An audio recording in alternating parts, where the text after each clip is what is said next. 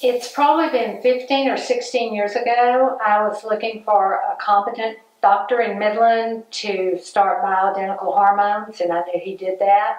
So I went to him for that, and then I decided I liked him so much I stayed, as he was just my GP then. And through the years, he was my allergy doctor, and then he went on to start the medical spa side, which is a non-invasive help with our skin and aging. And so I followed him over there too, and then he went into the concierge business, and I decided I wanted him for my doctor because I felt like he was probably one of the most competent, professional, kind doctors I'd ever gone to, and so I just have been with him all these years.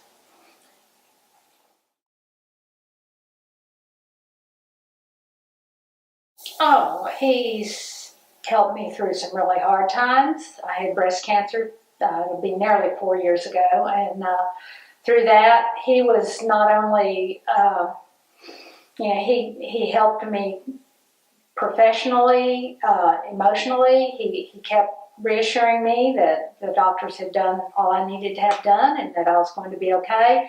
He reinforced a lot of things to me that I needed to hear, like good diet, good exercise, sleeping was vital, he said. And then he checked, my blood work pretty regular, and he was just kind of a backup to the oncologist, which made me feel very secure. And any issues I had, he immediately wanted to see me, and he checked it out. And so he's helped me with a lot of things. I mean, and he even he's not my husband's doctor, but he never fails to ask about him, and he's always said if I needed Jimmy to come to him, he would gladly visit with him and help him out, which that's not common with doctors usually.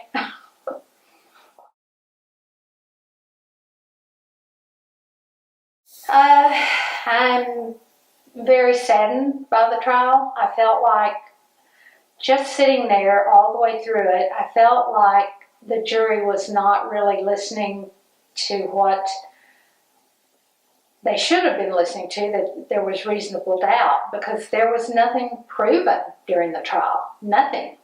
It was hearsay on her part, and I'm not a lawyer, but that's all I kept remembering was she just said that.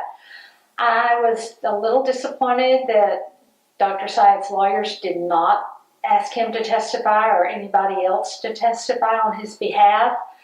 I felt like that might have swayed the jury some, but being from Midland and having seen what was on TV and knowing that the Me Too movement is going on right now, I felt like the media immediately had him guilty before they ever had the trial.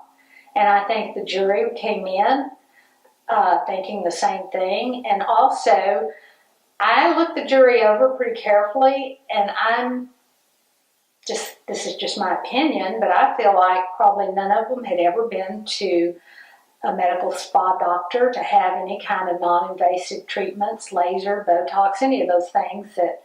So they really didn't realize the type of building it was, the type of nurses that are around, the type of patients, and the fact that it's just busy, and it's not secluded in any way. People are in and out all the time, and I just felt like there was not a real understanding with the jury as to how any of this could have happened, because having been there many, many times, there's no way I feel like it could have happened. And I'm speaking for his nurses and his friends and everything else. No one else could believe that anything like that could have happened. I really think the jury needed to think about what this did to a man, his family, his life, and they took the word of a girl who couldn't prove anything, who went back outside, bought vitamins, made another appointment, and then decided she was going to say something happened. She had opportunity after opportunity to hear her story while she was in there. I mean, and I have been in the room with Dr. Syed by myself, with other nurses, whatever, and he has never, ever done anything inappropriate. In fact, he's almost on the shy side at times. And I just do not believe anything like that could have ever happened.